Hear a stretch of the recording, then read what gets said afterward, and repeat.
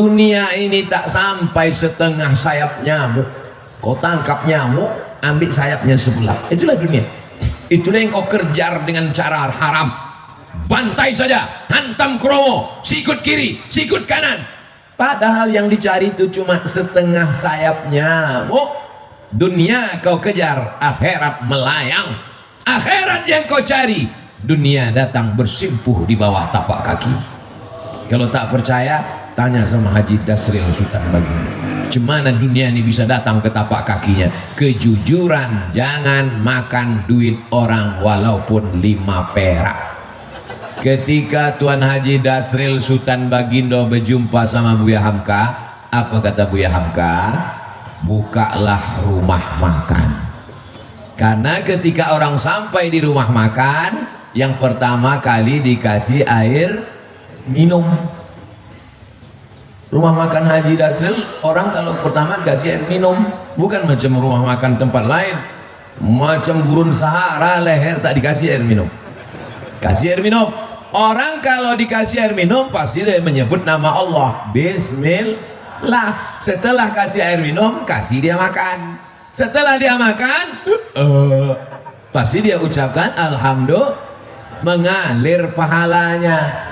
Hidup simple, rezeki datang dari Allah. Lapangkan leher orang, penuhkan lambung orang, dia bayar alhamdulillah, tak dibayar na'udzubillah. Insya Allah rezeki melimpah ruah. Akhirnya dibukalah ini, muncullah begadang 5. Boleh tak begadang? Boleh kalau ada artinya. Begadang boleh saja kalau ada artinya, kata Bang Roma. Yang nggak percaya terlalu. Banyak orang silap, orang salah, disangkanya rezeki itu punya dia, padahal rezeki itu punya Allah. Carilah dengan bismillah, tutuplah dengan alhamdulillah, maka rezeki melimpah ruah. Haji Dasril Sultan Bagindo contohnya. Mau percaya alhamdulillah, nggak percaya bukti sudah ada. Saudara yang dimuliakan Allah SWT, orang dulu cari rezeki itu simple, mudah. Bangun pagi, sholat subuh, ke surau, ke masjid, ke langgar, ke musola, pulang ke rumah, sarapan, pergi ke kebun. Habis itu ngelihat sawah, ngelihat kebun, kemudian sholat zuhur berjamaah. Habis itu menjelang asar pulang ke rumah. Tetap bisa dengan kumpul keluarga, tetangga, sahabat, jiran, kawan. Malamnya bisa wirid yasin, sorenya bisa datang, ada acara tahlilan bisa kumpul, silaturahim tersambung, meninggalnya husnul khotimah. Orang sekarang berangkat sebelum ayam berkokok. Ayam belum bangun, dia udah bangun. Pulangnya ayam sudah tidur, dia baru pulang. Tidak pernah jumpa tetangga, tidak pernah jumpa anak, tidak pernah jumpa kawan, tidak pernah silaturahim, semuanya online. Tapi penyakitnya offline. Pergi pagi pulang petang, peras keringat, banting tulang, tunggang langgang, luntang lantung, sholat tinggal, puasa tinggal, silaturahim tidak, rezeki tak dapat, penyakit datang. Itu kan yang terjadi pada masyarakat sekarang. Ke masjid tak pernah, yang dicari rezeki, bolak-balik kemana-mana cari duit. Setelah duit dapat, bulat-bulat diserahkan ke dokter spesialis. Dapat duit 1 koper, dimakan tak bisa. Mau makan nasi diabetes, mau makan gulai kambing kolesterol. Apalagi sempat menikmati hidup? Tak sempat. Orang dulu hidup sederhana, rezeki luar biasa, barokah mengalir sampai mati, sempat pula membangun surau dan musola. Hari ini kita sedang belajar bagaimana memaknai hidup. Berangkat pagi kena macetnya 2 jam, pulang sore macetnya 3 jam, sampai di rumah sudah teler, sholat tinggal, puasa diqadha di hari tua sudah kena mah akut, usus dipotong. Apalagi nikmat hidup, tinggal sakaratul maut, mati. Tapi begitu hidup mengurut aturan ulama, bukalah rumah makan, kasih orang minum, kasih orang makan, rezeki melimpah ruah. Tapi kalau ada hutang 555 perak, yang 5 perak mesti dibayar. Pesan Buya Hamka, 555 perak utang engkau kepada non muslim, yang 5 perak mesti kau bayar. Kenapa? Karena kalau tak kau bayar, kau akan cari dia di akhirat. Kemana kau mau mencari dia? Itu dipegang oleh Haji Dasril Sultan Bagindo sampai umur 79 tahun.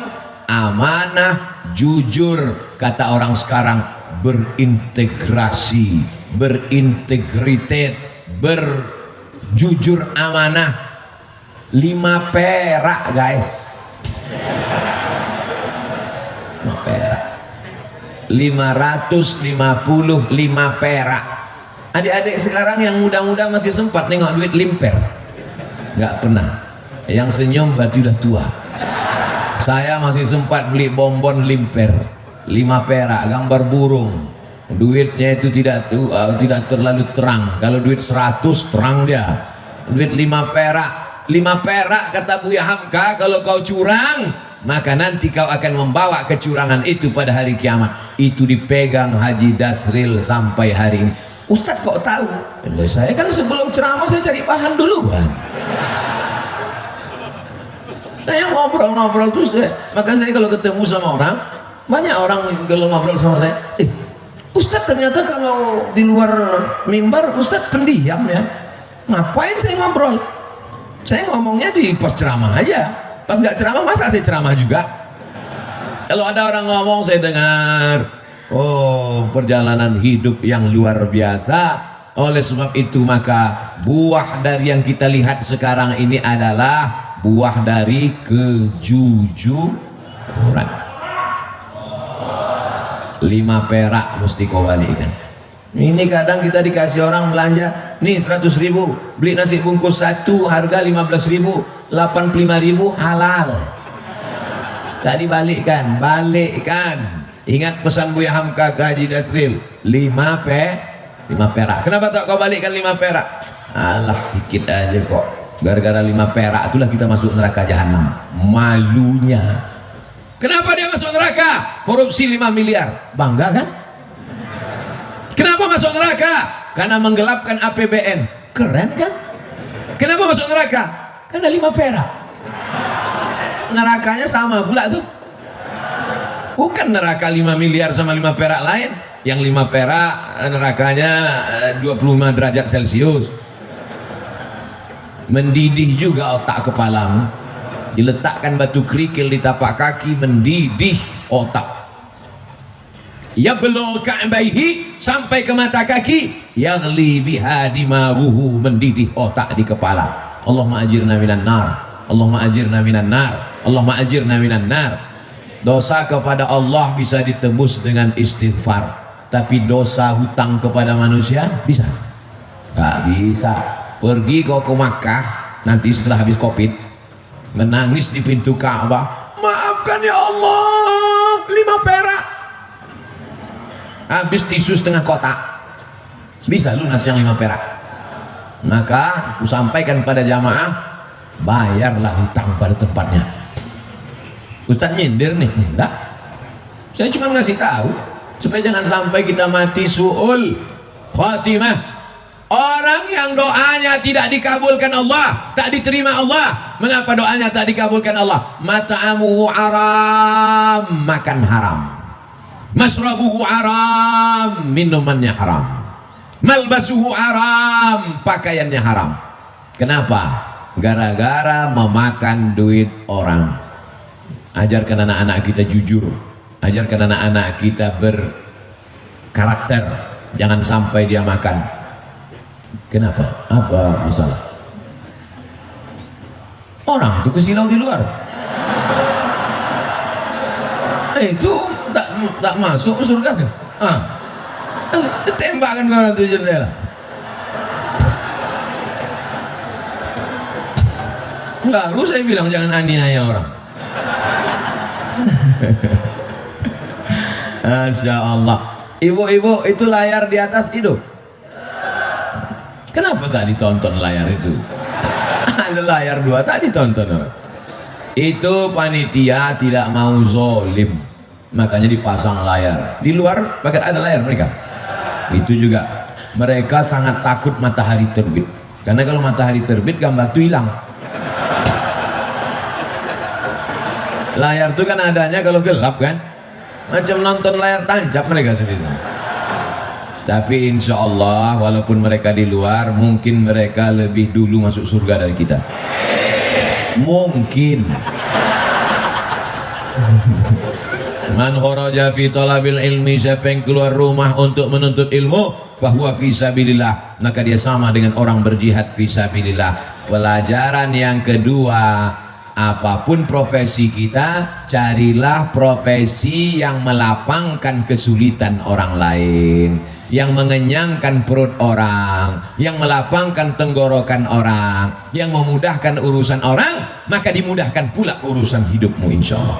Ini sekarang orang ini otaknya sungsang, kalau bisa dipersulit kenapa dipermudah? Begitu kan prinsip orang sekarang, dipersulit, dipersusah, diperpayah. Begitu orang minta, Pak bisa nggak dipermudah? Wani piro, bayar berapa? Dunia ini tak sampai setengah sayap nyamuk. Kau tangkap nyamuk, ambil sayapnya sebelah. Itulah dunia. Itulah yang kau kejar dengan cara haram. Bantai saja, hantam kromo, sikut kiri, sikut kanan. Padahal yang dicari itu cuma setengah sayap nyamuk. Dunia kau kejar, akhirat melayang. Akhirat yang kau cari, dunia datang bersimpuh di bawah tapak kaki. Kalau tak percaya, tanya sama Haji Dasril Sultan Baginda, cemana dunia ini bisa datang ke tapak kakinya? Kejujuran, jangan makan duit orang walaupun 5 perak. 5 perak tak ada lagi Pak Ustaz, terserahlah, payah kali ceramah sekarang. Siap kita didik anak-anak kita jujur. Saya dulu kalau pulang bawa mobil-mobilan main-main, ditanya, dapat di mana tadi? Di jalan mak. Punya siapa? Tak tahu entah punya siapa. Balikkan di mana tempat kau dapat tadi. Kalau tak balik, jangan pulang ke rumah. Mobil-mobilan kecil itu menangislah, membalikkan di tepi jalan. Bukan nangis karena jauhnya, sayang ini mobil bagus sekali. Letakkan balik. Kalau tak kau balikkan, nanti mobil ini di akhirat akan sebesar mobil asli. Kau akan pikul di hadapan Allah Subhanahu wa Ta'ala. Cuman saya waktu itu kan anak kecil nggak paham. Kalau paham saya tanya, mana hadisnya? Mana dalilnya? Setelah kuliah ke Mesir, belajar hadis, belajar ayat Quran, ternyata ayatnya ada. Wa may yaghlul ya'ti bima ghalla yaumal qiyamah. Siapa yang curang, dia akan membawa kecurangannya hari kiamat. Masuk ke rumah makan, rendang ada, gulai ada, sup ada, ayam goreng ada. Tiba-tiba bagian bawah ayam goreng itu diambil sedikit, yang rendang dicolek sedikit, yang jual nggak tahu. Akan kau pikul 1/4 ayam goreng hari akhirat. Kalau ada nanti di akhirat yang mikul mobil dinas plat merah, keren kan? Kalau ada nanti yang mikul APBD, APBN, keren kan? Tapi kalau yang mikul ayam goreng, malunya di akhirat. Mikul bakwan. Wa may yalul, siapa yang curang, ya'ti bima walla yaumal qiyamah, kau akan membawa kecuranganmu pada hari kiamat. Dosamu kepada Allah, sholat sunat taubat 2 rakaat, beristighfar, selesai. Tapi dosa kepada manusia bisa. Berapa banyak orang bersalah kepada Haji Dasril, entah berapa goreng ayam, entah berapa rendang sudah diseludupkan orang. Pakai bungkus tisu masuk ke kantong. Rugikah dagangannya? Tumpurkah bisnisnya? Tidak. Siapa punya rezeki? Allah. Iyyaka na'budu wa iyyaka nasta'in. Selesai 2 masalah. Masuk masalah yang ketiga. Apa yang dicari dengan bisnis-bisnis ini? Buka rumah makan satu, berhasil. Buka begadang dua, berhasil. Buka begadang tiga, berhasil. Buka nggak bisa tidur malam, berhasil. Begadang itu kan tak bisa tidur malam. Yang dicari ini sebenarnya apa? Dunia ini kalau dikejar macam menelan air garam, makin ditelan makin haus, makin ditelan makin terbakar. Laukana libni Adam wadiyan min zahab, seandainya manusia itu punya satu lembah dari emas, ada gunung, ada bukit, ada emas, apakah dia akan berkata cukup satu?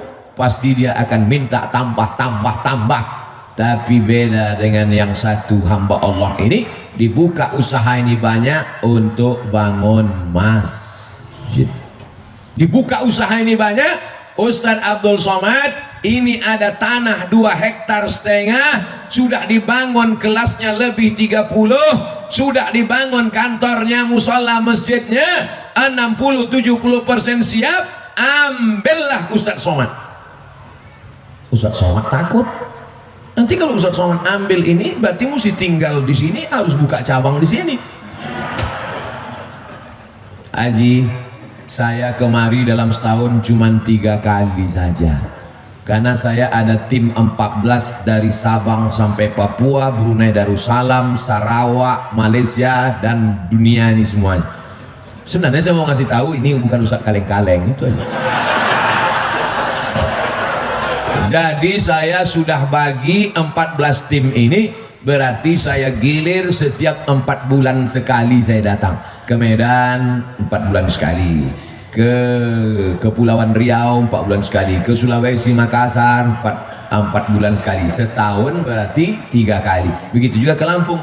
Nanti kalau ku terima ini haji yang 2 hektar ini, ku bilang aku ambil, tiba-tiba aku tidak datang, kalian sumpah mati tegak aku nanti.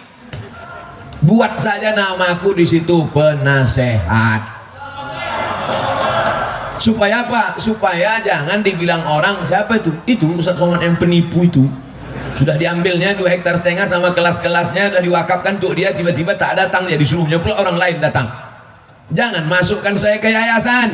Yayasan itu ada 5. Ada pembina, ada pengawas, ada ketua, ada sekretaris, ada bendahara. Jangan masuk saya ke dalam struktural.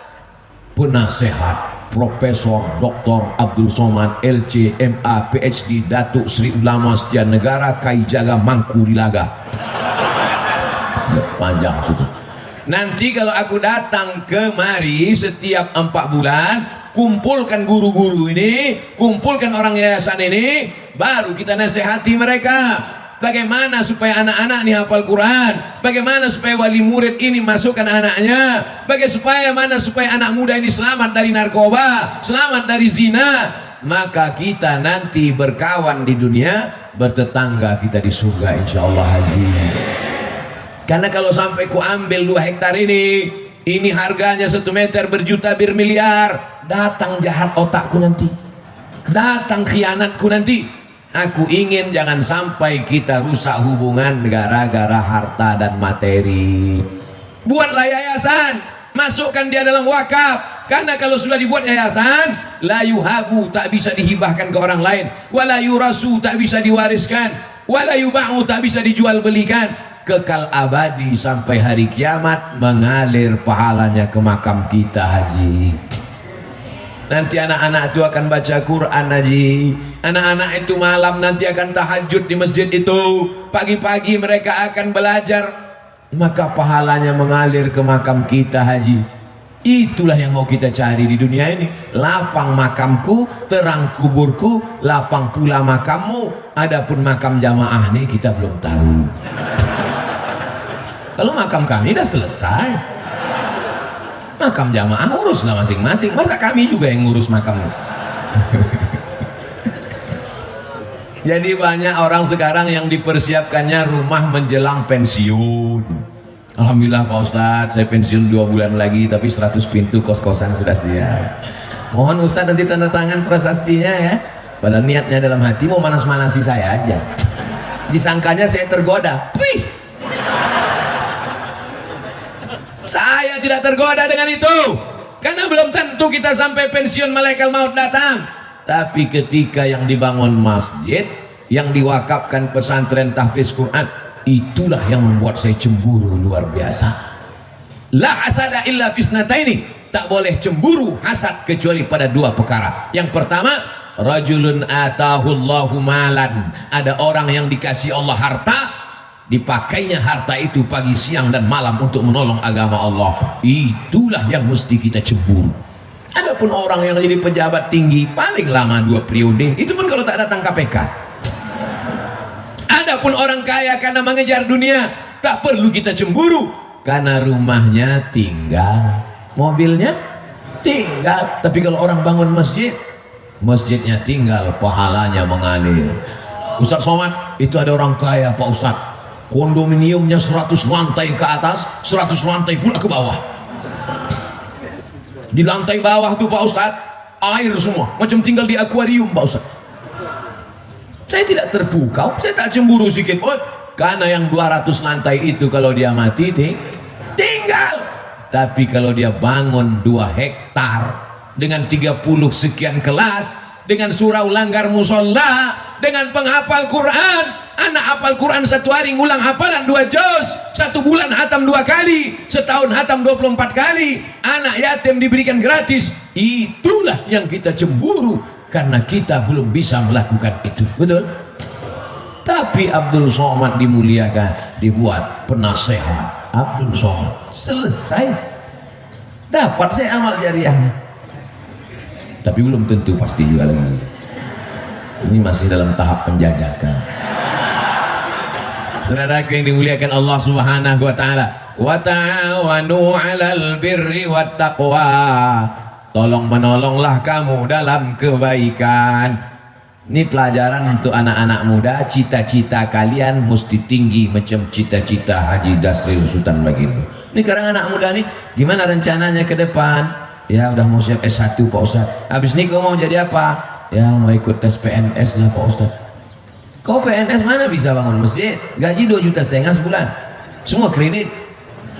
Bangun rumah 3M, 3 kali minjam. Gimana kau mau bangun masjid? Sementara laut di Lampung luas, kolam-kolam ikan entrepreneur bisa. Jadilah anak muda entrepreneurship, sehingga nanti kau bisa bangun sekolah tahfiz gratis. Cita-citanya mesti begitu. Buka usaha berhasil, buka satu lagi usaha berhasil, buka lagi satu usaha berhasil. Kemarin kami di Pringsewu itu juga meresmikan pesantren anak muda entrepreneur, lahir tahun 80. Baru berapa tahun umurnya? Baru 40 tahun. Entrepreneur. Jadi kalau cerita entrepreneur, usahawan, bisnismen, Lampung ini tempatnya. Saya sudah ketemu orangnya. Ini makhluk-makhluk yang unik, ini mesti dibudidayakan.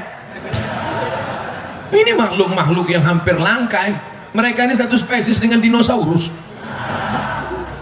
Mudah-mudahan ilmu-ilmu mereka ini menular ke anak-anak muda di Lampung. Ini banyak anak muda ini tidak punya kreativitas, pergi kuliah pakai motor, knalpot disunat, pas lambat kiriman stres, passwordnya 3 huruf, mak minta duit. Apa ini? Makanya makhluk-makhluk yang unik ini saya sarankan mereka menulis buku. Bukunya adalah Alam Terkembang Menjadi Guru. Mereka tidak berguru di kelas, mereka tidak berguru kepada buku, tapi mereka menjadikan alam, pengalaman, perjalanan hidup mereka menjadi guru, sehingga mereka menjadi orang yang sukses dan berhasil sampai hari ini. Untuk menjadi sebuah sebatang sekuntum bunga, dia mesti bertunas, dia mesti berbatang, dia mesti bercabang, mesti selamat dari hawa, mesti selamat dari wereng, mesti dijaga akarnya, mesti disiram, barulah menjadi sekuntum bunga. Bukan bunga plastik. Untuk jadi bunga saja prosesnya luar biasa, apalagi menjadi orang yang menghambakan diri kepada Allah. Sudah berapa poin saya sampaikan? Pertama, dekat dengan ulama. Yang kedua, jujur, jangan berkhianat, membohong, dusta, tipu-tipu. Yang ketiga, cita-cita jangan mengejar dunia, tapi bangun masjid, menyebarkan pendidikan Islam, Allah akan tolong. Yakin dengan pertolongan Allah? Innaka la tukhliful Yang terakhir, yang keempat, jangan sombong. Ini sekarang orang baru punya duit sedikit aja sombong minta ampun. Ini Pak Ustadz, sepatu saya ini harganya 20 juta Pak Ustadz. Yang nanya siapa? Siapa yang nanya? Outfit saya nih Pak Ustadz, sekali tegak berdiri 100 juta nih Pak Ustadz. La ilaha illallah. Peci saya ini dibeli orang di Jambi 12 juta. Baju jaket saya dibeli orang di Jambi 270 juta. Dilelang untuk pondok pesantren.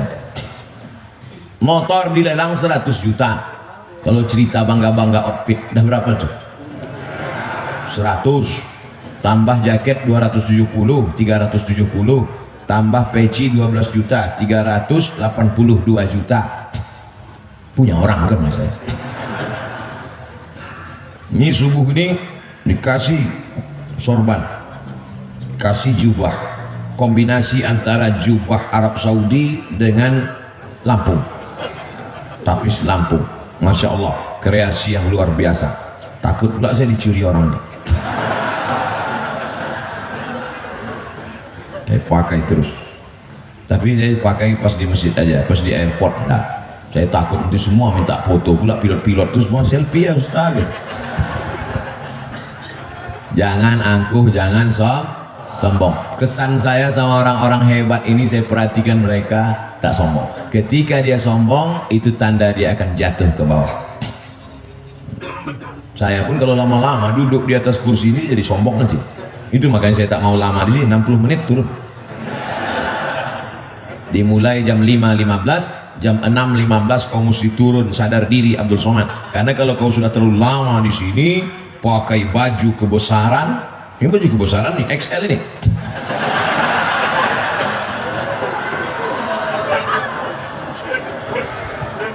Pakai baju kebesaran, dikasih mikrofon, suara menggelegar, duduk di atas, semua orang di bawah, lama-lama merasa jadi Fir'aun.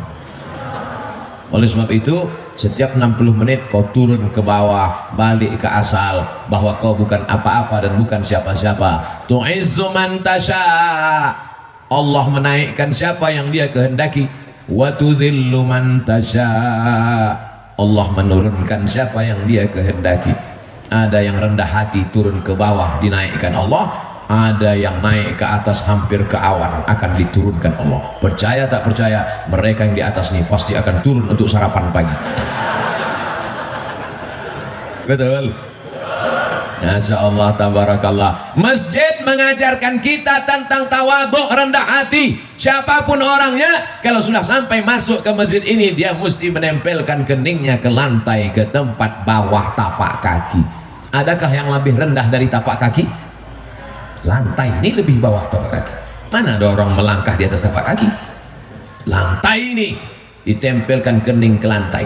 Mentang-mentang Haji Dasril yang bangun masjid, tiba-tiba pas sujud, Haji Dasril enggak sujud ke lantai. Kalian aja, aku yang punya masjid sujudnya ke tiang. Nggak bisa.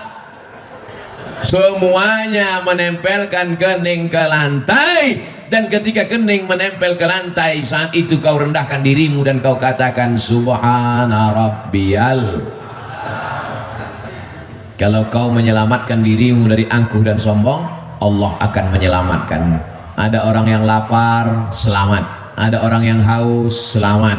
Ada suami-suami yang datang urusan dari Jakarta mau bisnis ke Lampung, selamat atau tidak? Selamat. Tinggal di mana sekarang? Di hotel. Hotel apa?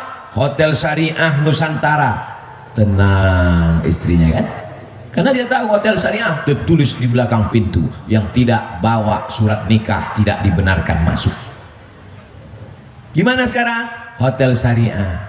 Habis itu dia pergi ke konvensional.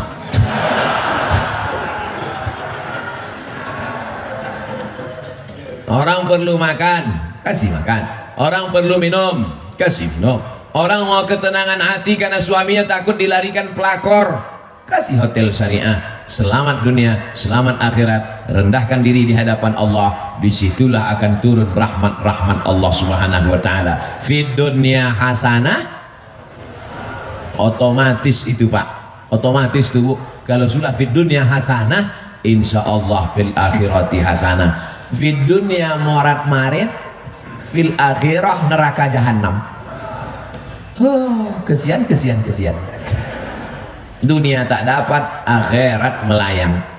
Paling tidak kita ini mau dapat akhirat, mendapat jadilah. Tapi kalau bisa dunia ini pun dapat juga. Insya Allah yang hadir di majelis ini dunianya dapat, akhiratnya dapat. Berkah itu paling banyak diturunkan Allah waktu pagi. Siapa yang paling awal bangun paginya, dia yang paling banyak dapat berkahnya. Jangan sampai rezeki dipatuk. Ya. Orang sekarang rezekinya dipatuk ayam, dilarikan kucing, diterkam harimau, digigit kopit. Habis bangun jam 11 siang. Malam apa kerja? Nonton bola. Kejar sana, kejar sini, kejar sana, kejar sini. Gak dapat, kasih orang lain. Gol. Bola itu bagus untuk kesehatan, tapi habis waktu. Karena itu zaman dulu orang main bola berkeringat, sekarang main bola tak berkeringat. Game online, berjudi pula itu, duit habis. Tiba-tiba datang tagihan ke rekening bapaknya. Bapak sudah kena denda 40 juta. Mana ada saya main judi? Anak bapak main handphone bapak. Banyak kejadian itu kan? Ustadz mengalami? Tidak, jamaah curhat. Oleh sebab itu kita jaga. Duit-duit haram itu ada aja caranya keluar. Dengan cara jantung koroner, dengan cara otak sakit, dengan cara demam, dengan cara macam-macam. Tapi bisa jadi juga bukan karena duit haram, karena Allah mau menghapuskan dosa-dosa. Jadi kalau ada yang sakit, jangan gara-gara pengajian saya nanti tetangga sakit, kau sakit ya, nah, itulah duit haram tuh. Bukan, tak selamanya begitu. Bisa juga karena Allah mau menghapuskan dosa-dosanya. Tapi jangan juga tidak bisa dihukum semua begitu. Kau kenapa sakit? Nah, itulah banyak dosa kau dulu kan. Tidak selamanya begitu. Bisa jadi juga karena Allah ingin mengangkat derajatnya. 3 kalau kita kena ujian. Pertama, hapus dosa. Kedua, diangkat derajat. Yang ketiga, sebetulnya nama kita sudah masuk dalam list VVIP di surga. Cuman pas dicek amalnya kurang. Cek, ada nama dia ya Allah di VVIP, amalnya gimana? Kurang. Uji dia dengan penyakit. Ketika dia sabar, ditempatkanlah dia. Makanya kalau nanti menjenguk orang sakit, berikan motivasi itu. Kau sebetulnya udah masuk surga, cuman amal kau kurang. Itu maka kau dibuat sakit, maka kau sabar-sabar aja di sini. Begitu. Ini kadang orang ini jenguk orang sakit, makin sakit orang gara-gara itu. Aku tengok dari tanda-tanda kau ini nampaknya tak sampai 2 Jumat lagi gol. Matilah dia langsung. Hidup ini singkat, brother. Hidup ini singkat, saudaraku. Tapi efek yang akan kita terima nanti di akhirat, khalidina fiha abada. Berapa pelajaran yang bisa diambil subuh ini? 4. Ingat itu. Siapa tadi yang ceramah? Ustaz Abdul Somad. Berapa yang disampaikannya? 4. Apa saja yang 4 itu? 4 yang saya sampaikan ini tidak ada hubungan dengan calon kepala daerah dimanapun. Ini sekarang saya ceramah ini ngeri pakai angka-angka ini sekarang. Takut saya menunjukkan pakai tangan sekarang. Di mana-mana kalau dulu saya ceramah, Allah Akbar, sekarang enggak. Ini Allahu Akbar. Allahu Akbar. Takut tangan dipakai orang. Berapa foto saya sudah dipakai di mana-mana. Cobloslah nomor sekian, lihat gambar Ustaz Abdul Somad. Ini pun penipu-penipu semua. Belum duduk aja udah nipu, apalagi duduk nanti. Kita doakan mudah-mudahan kita mendapatkan pemimpin yang adil dan amanah. Ala hazihin niyah al-Fatihah.